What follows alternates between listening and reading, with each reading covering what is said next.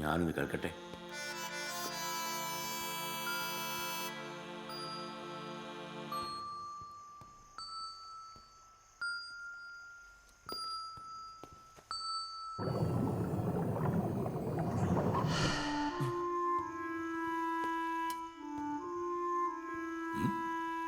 എന്തേ ശബ്ദമൊന്നുമില്ലല്ലോ?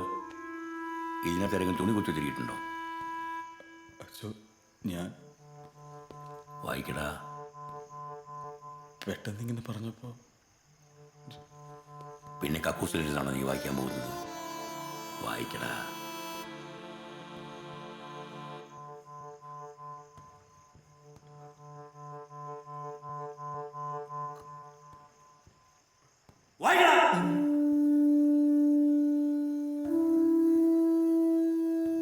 ആദ്യം കയറി തൂങ്ങി മണിയടിക്കാനും ഓസ്തി വെട്ടാനും കുന്തിരിക്കം പോയ്ക്കാനും ഒക്കെ പഠിക്കുക. ഒരു കപ്പ്യാരാവ്. ഇനി നീ ആ കുപ്പായ ഊരി പാപ്പിയുടെ കയ്യിലോട്ട് കൊടുത്തേ.